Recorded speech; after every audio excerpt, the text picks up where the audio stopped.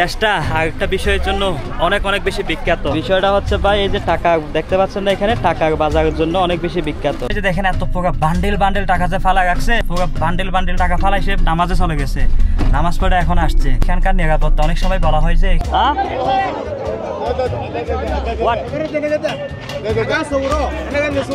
I cannot make video. What? Minimum 1-2-3 মাসের মধ্যে আমাদের বিয়ে শাদী হয়ে যাবে। আমি বুঝলাম না যে এত টাকা কই থেকে আসে ভাই। গতকালকেও কম হইলো বাংলাদেশ টাকায় 8-9 হাজার টাকা সে খরচ করলো আমার জন্য। মানে এখানকার মানুষ নাকি সন্তান জন্মদানের প্রতি অনেক অনেক বেশি সিরিয়াস, লাইক প্রতি বছর নাকি একটা করে সন্তান জন্ম দিতে হবে। মেয়ে বলেন মহিলা বলেন সবার হাতে আইফোন। তাকে জিজ্ঞেস করলাম ঘটনা কি বা রহস্য কি।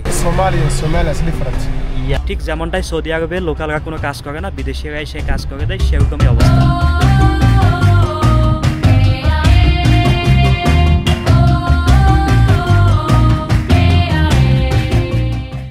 আমি আছি এখন একজন লোকাল সোমালি ফ্রেন্ড বলা যায়, তার সাথে মিট হলো আমার সিএস ফ্রেন্ড। কালকে কথা হলো আর কি তার সিটিটা করে দেখার জন্য। বেসিক্যালি তার মাধ্যমে এখানকার মানুষ ক্যামেরার প্রতি ইন্টারেস্টেড না বা ভিডিও করলে অনেক বেশি আনইজি ফিল করে থাকে, তো যার কারণে লোকালদের সাথে একটু কমিউনিকেট করা অনেক টাফ হয়ে যায়। তো একটা ওয়ে আছে যে ওয়েটার মাধ্যমে বেসিক্যালি তার সাথে কথা অ্যান্ড তাকে কনভিন্স করা যে তার একটা সিটি ট্যুর যদি সে আমাকে দিতে পারে। তো কথা হলো আজকে বের হলাম and let's meet with Shahida. Hi, welcome to Hargeisa, Somaliland. Thank you so much. Your name is Shahida. How do you pronounce? Shadia. Shadia, oh sorry, Yeah, Shadia. Shahida. No, Shahida is a common name in our country, Okay. so that's why I got It's confused. okay, you can say Shahida. Shadia. আপনারা জানেন যে এই দেশটাতে 100% মুসলিম, সম্পূর্ণ মুসলিম একটা দেশ। এখানে culture, tradition, আইন, rules, regulation সব কিছুই ইসলামিক লকে ফলো করে থাকে। আপনারা আফ্রিকার বিভিন্ন দেশগুলোতে হয়তো বা দেখে থাকছেন যে অনেক মানে কি বলে ড্রেস কোড বা তাদের আচার আচরণ চাল চলন সম্পূর্ণই পশ্চিমা বা ওয়েস্টার্ন কালচার, বাট এখানে 100% হচ্ছে ইসলামিক কালচার। তার সাথে আসি বেশ কিছুক্ষণ আপনাদের সাথে শেয়ার করার চেষ্টা করবো এখান থেকে, তার মাধ্যমে এখানকার আর অনেক অজানা অদেখা বিষয়বস্তুগুলো। সাবস্ক্রাইব করুন আনসিন আফ্রিকা আর উপভোগ করুন অজানা অদেখা আফ্রিকার অকল্পনীয় সব facts. Local bus, like local bus. Those bus goes to villages? No, they go to the market. Oh, I see. এই যে গ্রিন যে মাইক্রো বাসগুলো দেখা যাচ্ছে এগুলোই হচ্ছে বেসিক্যালি এখানে মেন সিটিতে হারগেসা সিটি থেকে যায় মানে বিভিন্ন কাউন্ট্রিতে বা ভিলেজ সাইডগুলোতে। বিয়ার কালচার বা ম্যারেজ কালচার জানতে চাচ্ছিলাম তার কাছ থেকে যে 50টা ক্যামেল বা 50টা উট দিতে হবে বা হয়, মানে ট্রেডিশন যদি মেনটেন করতে চাই একটা উটের দাম বাংলাদেশি টাকায় 2 লাখ টাকার কাছাকাছি, 50টা যদি হয় তাহলে প্রায় 1 কোটি টাকার কাছাকাছি। আমরা আসলে টাকায় কনভার্ট করতে চাচ্ছি, তো যার কারণে মনে হচ্ছে অনেক বেশি, বাট এখানে গ্রামের মানুষদের এত বেশি উট, বেড়া, দুব্বা, গরু, ছাগল এগুলো অনেক প্রচুর পরিমাণে তারা লালন পালন করে থাকে। আর আফ্রিকা মহাদেশের মধ্যে বিশেষ করে লাইভ স্টক এগুলোকে বলা হয়ে থাকে সোশিয়াল স্ট্যাটাসে মাপকাঠি। এদেশের লোকাল কারেন্সি হচ্ছে সোমালিল্যান্ড শিলিং। এদেশের লোকাল কারেন্সি $100 দিয়ে হয় 1 মিলিয়ন সোমালিল্যান্ড শিলিং। তো এখানকার বিয়ের মজার একটা নিয়ম হলো এঙ্গেজমেন্টের সময় যখন এঙ্গেজমেন্ট হবে আর কি, তখন ব্যাগ ভর্তি টাকা নিয়ে যেতে হয় মেয়েকে দেওয়ার জন্য। এঙ্গেজমেন্টের দিন আমরা যেমন আংটি বা নেকলেস বা হার এরকম নিয়ে যাই না, তারা নিয়ে যায় ব্যাগ ভর্তি টাকা। $100 দিয়ে 1 মিলিয়ন শিলিং পাওয়া যায়। তো এরকম 20 মিলিয়ন বা 30 মিলিয়ন 40 মিলিয়ন শিলিং যেগুলো লাগেজ ভরে নিতে হয় টাকাগুলো নিয়ে মেয়েকে দেয়। এখানকার মানুষ বেশিরভাগই বিদেশে থাকে, দেশের বাইরে থাকে। যেমন সে বললো যে তার বাপ ভাই সবাই দেশের বাইরে, দুবাই, হাঙ্গেরি, অস্ট্রেলিয়া, সুইডেন এরকম বিভিন্ন দেশে। আমাদের দেশে যেমন পুরুষরা বেশিরভাগই বিদেশে থাকে, এখানেও ঠিক সেম। শাদিয়ার সাথে ঘুরতে ঘুরতে আসলাম এই রেস্টুরেন্টটাতে। এইখান থেকে নাকি পুরো হারগেসা সিটিটা দেখা যায়। এটা একটা পাহাড়ি এরিয়া আর কি বেসিক্যালি। ওই যে দেখা যাচ্ছে সব বাড়িঘরগুলো ওই পাশটাতে। হ্যাঁ, এই হচ্ছে ভাই এখানকার অবস্থায় কি পুরোটাই মরুভূমি একটা শহর, মরুভূমির মতো একটা দেশ। অনেকটাই বলা যায় যে সেমি ডেজার্ট, আর অনেকগুলো আছে যে ফুললি ডেজার্ট।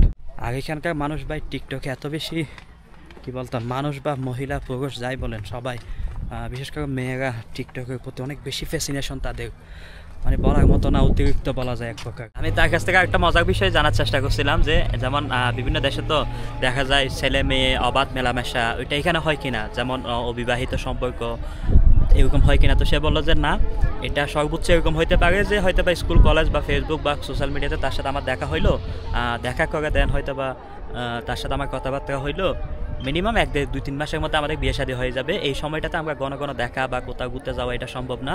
ইভেন এই যে সিটিতে আছে, সিটির বাইরে যাওয়াটাও সম্ভব না। যেমন মুসলিম বা ইসলামিক ল অনুযায়ী একজন নারী অবশ্যই তার সাথে একজন পুরুষ সঙ্গী থাকতে হবে।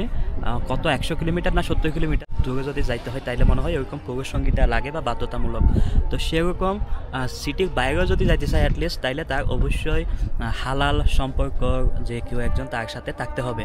তো অবিবাহিত অবস্থায় সে অন্য একটা অবিবাহিত ছেলের সাথে যাইতে পারে না এইভাবে, বা এত কোনো দেখা সাক্ষাৎ করতে পারে না। আমরা একটু সিটির ভিতরে আসলাম, এখন সন্ধ্যা হয়ে গেল। সন্ধ্যার পরে একটা মল, যদিও পরটা কমপ্লিট হয়নি, ক্যাফ লাসগেল। এখানে একটা টুরিস্ট প্লেস আছে যেটার নাম হচ্ছে লাসগেল, একটা মাউন্টেন আর কি, বেসিক্যালি হিস্টোরিক্যাল মাউন্টেন। ওই মাউন্টেনটার নামেই এই ক্যাফে বা রেস্টুরেন্টটা। কোনো টাকা পয়সা দিতেছি না বা নিচ্ছে না আমার কাছ থেকে, সেই আমাকে খাওয়াচ্ছে। এটাই হচ্ছে মেন খাবারটা, এই যে চাপাতি বা রুটি যাই বলেন, অ্যান্ড সাথে এটা হচ্ছে ছাগলের গোস্ত, এই পরিমাণ ছাগলের গোস্ত, অ্যান্ড এটার দাম নিচ্ছে $8, মানে বাংলাদেশের 960 টাকা। সোমালিল্যান্ডে যতগুলো ট্রানজ্যাকশন হয়ে থাকে একদিনে, তার মধ্যে 85% ট্রানজ্যাকশন হয়ে থাকে মোবাইল মানির মাধ্যমে সিটি এরিয়াগুলোতে।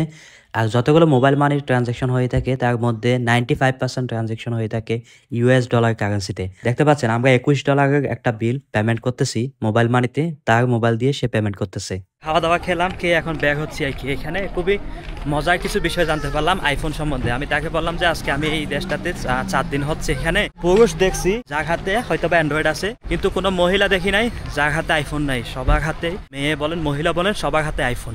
তাকে জিজ্ঞেস করলাম ঘটনা কি বা রহস্য কি, তো সে বলে যে এখানে টাকা থাকুক আর না থাকুক আইফোন থাকতে হবে মেয়েদের। বাড়িতে নাকি মাথা খাই ফেলে যে আমার বান্ধবীর আছে, আমার ফ্রেন্ডের আছে, আমার কাছে নাই। তো এইভাবে যাদের বললাম না ম্যাক্সিমামই বিদেশে থাকে, তাদের আত্মীয় স্বজন বা ভাই ব্রাদাররা, তো তারা ফোন দিয়ে বলে যে হ্যাঁ আমার মেয়ের আইফোন লাগবে, আমার মেয়ের আইফোন নাই, আমার মেয়ের বান্ধবীর আইফোন আছে। এইভাবে নাকি ইনফ্লুয়েন্স হইতে এখানে এমনও আছে যে আইফোন অনেক রিকোয়েস্ট করে পাঠাইছে বিদেশ থেকে বা কিনছে কেউ, তাদের বাবা বা মা কিনে দিছে। কিন্তু এখন যুগ চলতেছে 16 Pro Max-এর, তাকে কিনে দিছে 15 Pro Max। এই জন্য বাসায় ভাত খাবে না সে 3-4 দিন, 1 সপ্তাহ পর্যন্ত, যতদিন না ওইটা ফেরত দিয়ে 16 Pro Max আনতেছে। ওরে ভাই, মাথা পাগল হয়ে গেছে পুরা।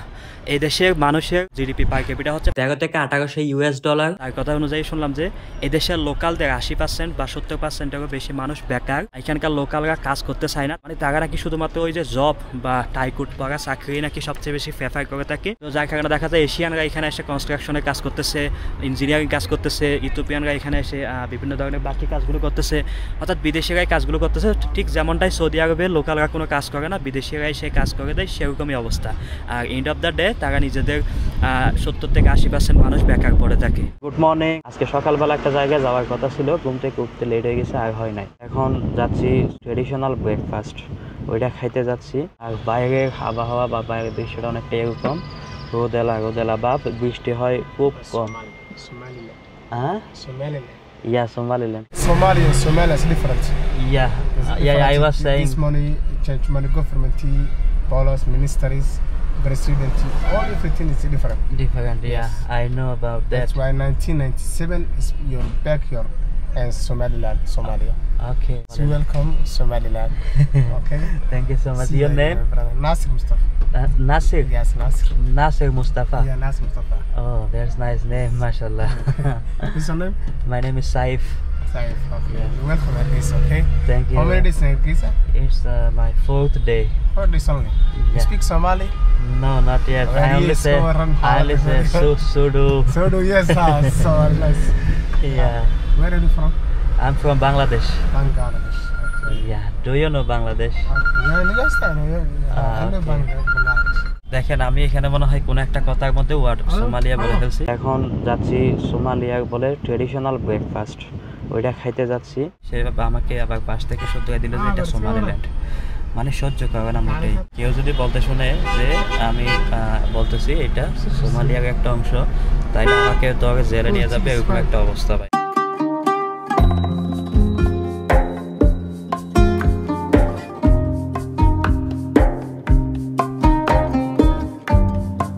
এখান থেকে এখানে আসতে 28,000 টাকায় গাড়ি ভাড়ায় আসছে খালি। তো এখন তাকে টাকার বান্ডেল দিতে হবে না 28,000 টাকার জন্য। Oh I have this, please take count.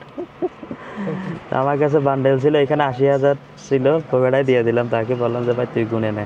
কিন্তু চালাক আছে ভাই, সে বড় বড় 5,000 নোটগুলাই নিছে, এই যে 25, 29 নিছে maybe. Yeah. Look, 5 to 7. 5 to 10, 10. 20, 25, 25, 26, 6, 7, 8. 100. Yeah, that's great. Thank you so much. Nice to meet you. You said your name Nasir Mustafa. Nasir Mustafa, yes. মাশাআল্লাহ, See you, ইনশাআল্লাহ। আসি এখন আফ্রিকার সোমালিল্যান্ডের একটা রেস্টুরেন্টে সোমালিয়ার ঐতিহ্যবাহী বা ট্রেডিশনাল ব্রেকফাস্ট করতে আসছি। দেখতে পাচ্ছেন এটা উটের গোস্ত, খুব ছোট ছোট করে কুচি কুচি করে কাটছে, অ্যান্ড এখানে আছে রুটি, সাথে দিচ্ছে বাটার। আর ইন্টারেস্টিং ফ্যাক্ট হল এই উটের গোস্তগুলো তারা বাটার দিয়ে রান্না করছে বা ঘি দিয়ে রান্না করে, অনেক সময় তেল দিয়ে রান্না করে না এই গোস্তটা। আর সাথে আছে এখানে উটের দুধের চা। উটের দুধের চাটা এখানে অনেক বেশি, বলতে বেশি মাত্রায় জনপ্রিয়। এটা হচ্ছে ভাই সোমালিয়ার খুবই ডেলিশিয়াস একটা ব্রেকফাস্ট আর কি বেসিক্যালি। ওকে ওকে, তো আজকের যে সোমালিয়াটা, হ্যাঁ what I cannot make video. What no video here, no, I'm making video here. Okay okay. আজকের যে সোমালিল্যান্ড দেখতে পাচ্ছেন, এই সোমালিল্যান্ডটা হওয়ার পিছনে ইতিহাসটা শুরু হয় ঠিক এইখান থেকে। আমার পিছনে দেখতে পাচ্ছেন এই জায়গাটা, এই যে প্লেনটা দেখা যাচ্ছে মিগ 17, এই প্লেনটার নাম আর কি বিমান হামলা চালায় 1980 সালের দিকে মেবি, যখন সোমালিয়া এবং সোমালিল্যান্ড বা যাই বলেন একটাই ছিল তখন। এখানে ক্লানের একটা বিষয় বললাম না, যে গোষ্ঠী বা ক্লান, মেন আজকে মোগাদিশু বা সোমালিয়া যে ক্লান বা জাতি, তারা বেসিক্যালি এই যে জাতি ইসহাকা, তাদের উপর বিমান হামলা চালায়। বিমান হামলার মধ্যে এই হারগেসা সিটির মধ্যে যত মানুষ ছিল তখন প্রায় 50% মানুষ, মানে পুরো একটা শহরের অর্ধেক মানুষকে মেরে ফেলে এই বিমান হামলার মাধ্যমে। এরকম একটা না কয়েকটা বিমান নিয়ে এখানে হামলা চালায়, যেটাকে ইসহাকা বা ইসহাক গণহত্যা নামেও চিনে থাকে। বিমান হামলার মাধ্যমে ওই গণহত্যার মধ্যে প্রায় 50,000-এরও বেশি মানুষ এই সিটিতে মেরে ফেলে। সেই তখন থেকে মূলত আজকে যে সোমালিয়ার মিলিটারি বা সোমালিয়া সরকার, তখন ডিক্টেটর ছিল আর কি সাইয়েদ বারি, তার উপর ক্যাফে। তো এভাবে প্রায় 10-11 বছর যেতে যেতে 1991 সাল পর্যন্ত পুরো সোমালিল্যান্ডের মধ্যে একটা নিজস্ব সরকার গঠন করে ফেলে, নিজস্ব বর্ডার কন্ট্রোল, নিজস্ব কারেন্সি, নিজস্ব পাসপোর্ট, সব কিছু একদম পুরোপুরি একটা সরকার বানাইতে বা একটা সরকার গঠন করতে যা যা বিষয়বস্তু দরকার সব সে রেডি করে ফেলে। তারপর সে ঘোষণা দেয় যে আমি বা আমরা আজকে থেকে স্বাধীন, আমরা তোমাদের সাথে থাকতে চাই না বা তোমাদের সাথে আমরা থাকবো না। এভাবেই স্বাধীনতার ঘোষণাটা দেয়। সেই থেকে এ পর্যন্ত এখনও পর্যন্ত কোনো দেশ কিন্তু এই সোমালিল্যান্ডকে স্বীকৃতি দেয় না। স্বীকৃতি না দেওয়ার পিছনে একটা কারণ হচ্ছে এখানকার যে আফ্রিকা ইউনিয়ন যদি সোমালিল্যান্ডকে স্বীকৃতি দেয়, তাহলে দেখা যাবে যে সোমালিয়ার আরও কয়েকটা স্টেট আছে যেগুলো তারা আবার নিজেদেরকে স্বাধীন দাবি করবে, তারাও স্বীকৃতি চাইবে, রিকগনাইজেশন চাইবে। তো এরকম কয়টা দেশকে বা কয়টা এলাকাকে তারা স্বীকৃতি দিবে বা কয়টা স্টেটকে তারা স্বীকৃতি দিবে। আফ্রিকার এরকম আরও অনেক দেশ আছে যে দেশগুলোর স্থানীয় বিভিন্ন স্টেট গভর্নমেন্ট বা বিভিন্ন রাজ্যগুলো তারা নিজেদেরকে স্বাধীন দাবি করবে। তো এভাবে তাদেরকে ইন্সপায়ার করা হবে অন্যান্য রাষ্ট্রগুলোর মধ্যে থেকেও কিছু নতুন দেশ গঠন করার জন্য। যেমন আজকের যে সুদান বা সাউথ সুদান বাক হয়ে সাউথ সুদান এবং সুদান দুইটা দেশ হইল, তো তাদেরকে স্বীকৃতি দিল। এখন এরকম অনেকগুলো দেশ দেখা যাচ্ছে সেপারেশন হয়ে যাবে বা অনেকগুলো দেশের মধ্যে স্টেটগুলো সেপারেট হয়ে যাবে, যার কারণে আফ্রিকান ইউনিয়ন এখনও পর্যন্ত স্বীকৃতি দেয় নাই। তো আফ্রিকান ইউনিয়ন স্বীকৃতি না দেওয়াতে বিশ্বের অন্য কোনো দেশ স্বীকৃতি দিচ্ছে না। এটাই সেই মনুমেন্ট বা স্থান ঘটনার সাক্ষী আর কি, যেই ঘটনাটার কারণে মূলত আজকের এই সোমালিল্যান্ড স্বাধীনতা বা স্বাধীন হওয়ার বিষয়টা শুরু হয়। এখানে অনেক ছবিগুলো দেখা যাচ্ছে, যেই ছবির মাধ্যমে বোঝা যাচ্ছে যে এখানে বিমান হামলার মাধ্যমে বা বিমান হামলার কারণে কত রকমের ক্ষয়ক্ষতি যে হয়। বুঝেন, পুরো একটা দেশের প্রায় অর্ধেক মানুষ মেরে ফেলা, যেটা 50,000 বা এর চেয়েও বেশি, অফিসিয়ালি 50,000 বলা হয়ে থাকে, এটা 1 লাখের কাছাকাছি মানুষ তারা হত্যা করে। সেটার সাক্ষী হিসেবে এখনও এইখানে একটা স্মৃতি আছে। এই সোমালিল্যান্ড দেশটা আরেকটা বিষয়ের জন্য অনেক বেশি বিখ্যাত। বিষয়টা কি আপনাদেরকে দেখায়। আসসালামু আলাইকুম। বিষয়টা হচ্ছে ভাই, এই যে টাকা দেখতে পাচ্ছেন না, এখানে টাকার বাজারের জন্য অনেক বেশি বিখ্যাত। দেখতে পাচ্ছেন এগুলো হচ্ছে সোমালিল্যান্ডের শিলিং আর কি, 1000 5,000 এ হচ্ছে note 1 million here it's 1 million 1000 shillings Somali. here 1 million shilling 1 million 1000 shillings. ওকে তো এখানে দেখতে পাচ্ছেন যে 1 মিলিয়ন বাই 10 লাখের note so what is the rate for US dollar $1 بحوالي يعني 10,000 shillings. 10,000 shilling $1 হচ্ছে এখানে 10,000 সোমালিল্যান্ডের শিলিং আমি এখানে এক্সচেঞ্জ করতে যাচ্ছি মাত্র $20 এই $20 দিয়ে কত শিলিং এখানে পাওয়া যায় দেখি প্লিজ এক্সচেঞ্জ দিস 200,000 ওকে তো দেখতে পাচ্ছেন আমি এই ইয়াটা পেলাম আর কি এই অ্যামাউন্টগুলো আমাকে দিচ্ছে আরও মেবি পাবো That's enough for that. So this is for two Okay. please give me this note this 20 so that I can no I can compare here এই হচ্ছে ভাই এই যে $20 দেখতে পাচ্ছেন না এই $20 দিয়ে আমি এই পুরো 2 বান্ডিল টাকা পেলাম ভাই এখানে ওই যে ওই মহিলা ভদ্র মহিলা নিচ্ছে হচ্ছে $200 চেঞ্জ করে এখানে ওকে $200 চেঞ্জ করে এখানে নিচ্ছে উনি মোবাইল মানিতে $200 মানে এখানে 2 মিলিয়ন সোমালিল্যান্ডের শিলিং হবে আসসালামু আলাইকুম ওয়ালাইকুম আসসালাম মাশাআল্লাহ ক্যান আই টেক ইউ মাশাআল্লাহ Bangladesh Bangladesh yes yeah anta somaliland Somaliland هالله ما شاء الله يا ما شاء الله في عن معها Somaliland في عن في عن كويس كويس ওই যে ওই মহিলা গন্তছে এই হচ্ছে ভাই টাকার বাজার তো সোমালিল্যান্ড টাকার বাজারের জন্য বিখ্যাত ভাই এখানে অনেকে বলে যে কেজি মাপা টাকা বিক্রি হয়ে থাকে বাট কেজি মাপা না বান্ডেল কি বান্ডেল টাকা বিক্রি হয় মাত্র $20 মানে আমাদের বাংলাদেশের 1 টাকায় এখানে 100 টাকা হয়ে থাকে আমরা অনেকেই বলি যে কুয়েতের টাকা বাংলাদেশে 250 টাকা হয় বা বাংলাদেশে কিন্তু গরিব না বাংলাদেশের 1 টাকা দিয়ে 100 টাকা হয় এমন দেশও পৃথিবীতে আছে এই সেই সোমালিল্যান্ডের শিলিং দেখতে পাচ্ছেন এগুলা 5,000 শিলিংয়ের নোট আর এখানে আছে 1,000 শিলিংয়ের নোট এই বিশেষ করে 5,000 এবং 1,000 এগুলাই দেখা যায় 2016 সালে ছাপাইছে তাও আমার মতো ভাই সোমালি এসছেও ভালো 1996 সালে ওই দেশে ছাপাইছিল ওই দেশে কোনো টাকা পাওয়া যায় দেখা যায় না বললেই চলে রাস্তাঘাটে সো এ হচ্ছে ভাই এখানে টাকার বাজার বেসিক্যালি বেচা কিনা এখানে হচ্ছে okay thank you so much brother thank you so much এই ছিল হচ্ছে টাকার বাজার এখানে ওইরকম স্বর্ণের দোকান আছে স্বর্ণের দোকানের সামনেও টাকার বান্ডেল এখানে কি বলে বিছাই রাখছে তা আমরা আসছিলাম বেসিক্যালি এইখানে এটা একটা মার্কেটটাতে আসছি মাত্র $20 দিয়ে পুরো 2 বান্ডিল টাকা পেলাম এখানে 2 লাখ টাকা আর একটা জিনিস দেখলাম এই যে দেখেন এত পুরো বান্ডিল টাকা যে ফালা রাখছে মানে পুরো বান্ডিল টাকা ফালাইছে নামাজে চলে গেছে নামাজ পড়ে এখন আসছে তো দেখেন এখানকার নিরাপত্তা অনেক সময় বলা হয় যে এখানে দোকান খোলা রেখে মানুষ মসজিদে চলে যায় নামাজ পড়তে চলে যায় মানে এই জায়গাটাকে এভাবে সেফ বলা হয়ে থাকে সোমালিল্যান্ড বিশেষ করে হাইগেসা সিটি যেটা এটা দেখেন এখানে দেখতে পাবেন অনেক জায়গায় মাল রেখে চলে গেছে তারা নামাজ পড়তে চলে গেছে ওই যে টাকা এখানে দেখা যাচ্ছে ওই সাইডে এগুলা সব হচ্ছে মানে কি টাকার আড়ত বলা যায় আমার এই পাশে দেখতে পাচ্ছেন এই পুরো মার্কেটটা বা এই সাইডটা বেশিরভাগ টাকার জন্যই বিখ্যাত টাকা বেচা কেনার জন্যই বিখ্যাত আর এখানে কিছু দোকান দেখা যায় যেগুলো কিনা কালার হচ্ছে সবুজ কালারের যে দোকানগুলো দেখবেন ওগুলো সবই হচ্ছে পাতার দোকান ভাই এই মেয়ে দেখে ভয় লাগে হচ্ছে তারা মানে ছেলেদের সাথে মাইক পিটে চলে যায় ভাই লেট করে না একটু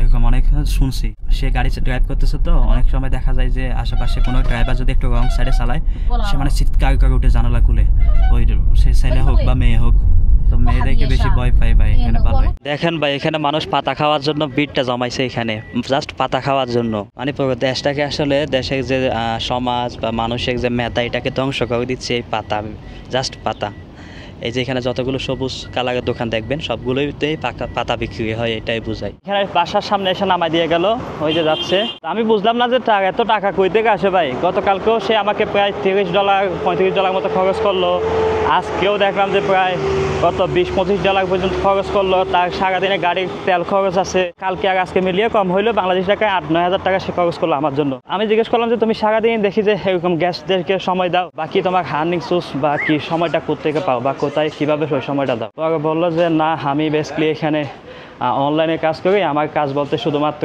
ইউ সি ইটস মি তো বলে যে প্রতি বৃহস্পতিবারে আমার কাজ হচ্ছে প্রতি শুক্রবারে শুধু এয়ারপোর্টে যাওয়া আর এয়ারপোর্ট থেকে মাল নিয়ে আসা। যে মালগুলো আনি ওগুলো আমার ছোটো বোন আছে আর বড় বোন আছে, ওরা সেল করে, অনলাইনে বাকি যাবতীয় কাজকর্মগুলো করে। এইভাবে হচ্ছে তার আর্নিং সোর্স, অনলাইনে বিজনেস করে, লাইক ই কমার্সের মতো করে। এখানে আরেকটা বিষয় জানতে পারলাম, এখানকার মানুষ নাকি মানে কি বলে সন্তান জন্মদানের প্রতি অনেক বেশি সিরিয়াস, লাইক প্রতি বছর নাকি একটা করে সন্তান জন্ম দিতে হবে। অন্যভাবে নিয়েন না, জাস্ট এখানকার যে কালচার সেটা শেয়ার করতেছি আর কি। তো মনে করেন সে বিয়ে করলো, আগামী বছর তার বউয়ের বাচ্চা হলো, এরপর বছর হলো, তো মাঝখানে 1 বছর যদি গ্যাপ যায় তাইলে তার বন্ধুবান্ধবরা নাকি মানে যে ছেলে বা পুরুষ তার বন্ধুবান্ধবরা নাকি তার সাথে হাসি ঠাট্টা করে, কেন এমন হলো, মানে ব্লা অনেক ধরনের তাকে টিস করে। তো এরকম বন্ধুবান্ধবরা টিস করে দেখে সে 1-2 মাস পর গিয়ে দেখা যাচ্ছে যে সে একটা টুক করে বিয়ে করে ফেলছে। এভাবে সে বললো যে হি গট নিউ ওয়াইফ, মানে এভাবে নাকি বিয়ে করে ফেলে আবার নতুন একটা। তো এখানে দ্বিতীয় বিয়ে করা নাকি খুব বেশি ইজি, যেমন ইসলামিক কালচার বা ইসলামিক ল তো সব জায়গায় আছে সব বিষয়ে, কিন্তু মেয়েদের প্রতি যে ইসলামিক আইনগুলো আছে ওগুলো নাকি একদম মানাই হয় না। ওই মানা বলতে মেয়েদেরকে জাস্ট ওই যে পর্দায় থাকতে হবে, হিজাবে থাকতে হবে, এটাই জাস্ট সবচেয়ে বেশি প্রায়োরিটি দিয়ে দেখে। বাদ বাকি যে মেয়েদের অধিকারগুলো আছে, তাদের যে মতামতের যে দাম, সিদ্ধান্তের মধ্যে যে তাদের মতামত বা তাদের ইচ্ছা অনিচ্ছার যে প্রাধান্য দেওয়া একটা ব্যাপার ইসলামিক ল, এগুলো নাই নাকি, এগুলো মানে না। পুরুষরাই সবচেয়ে বেশি ক্ষমতা করতে চাই, লাইক ক্ষমতা খাটাইতে চাই মেয়েদের প্রতি। ওই দিক থেকে আসলাম, এসে টিটু ভাইয়ের দোকানে বসছি কিছুক্ষণ। এখন টিটু ভাই তো নাই, দোকান পুরো খালি। দুপুর টাইম তো এখন দুপুর, তো এখন বাসায় যাবো আর কি। দেখতে অনেকটাই মনে হয় যে সৌদি দুবাই কোনো একটা গরিব উপজেলায় বা গরিব একটা শহরে আছে, এরকম একটা অবস্থা বা মনে হচ্ছে আর কি। তো এখানে সমস্যা হলো বেশিরভাগ মানুষই ক্যামেরা ফ্রেন্ডলি না বা ক্যামেরা করতে আসতে আগ্রহী না। অনেক সময় দেখা যায় ভিডিও করতে গিয়ে তারা ছেটে যায়। প্রায় অনেকগুলো মিনিস্ট্রি আছে এই লাইনটাতে, এক লাইনে। এখানে দেশের নিজস্ব পার্লামেন্টও আছে, এই সামনেই পার্লামেন্ট, ভিডিও করা অবশ্য রেস্ট্রিক্টেড। সোমালিল্যান্ড দেশটার প্রায় 70 বা 80% প্রধান ইকোনমি হচ্ছে তাদের লাইভ স্টক এক্সপোর্ট, যেমন উট, ছাগল, দুব্বা, গরু, এগুলো এক্সপোর্ট করে থাকে। এবং পুরো দেশের মোট অর্থনৈতিক প্রায় 70% বা 80% ইকোনমি আসে এই পশুগুলো এক্সপোর্ট করার মাধ্যমে। বড় বড় মলগুলো দেখতে অনেকটা এরকম, এগুলো নতুন হচ্ছে, এরকম মল খুব কমই আছে, মানে মোটামুটি আছে 5-7টা এরকম। আর হাই রাইজিং বিল্ডিং অনেক বেশি আছে তা না, মোটামুটি কমই আছে। এটা সোমালিল্যান্ডের কেন্দ্রীয় ব্যাংক অফ সোমালিল্যান্ড। বাই দ্য ওয়ে, আমি এখন আছি সোমালিল্যান্ডের হারগেসায় আছি, যেটা এখানে রাজধানী বলা হয়ে থাকে, হারগেসা। ভাই রাস্তা দেখেন কি ইন্টারেস্টিং, মনে হচ্ছে কোনো একটা নালা বা নদী এখন শুকনো রাস্তা হয়ে গেছে, এরকম অবস্থা।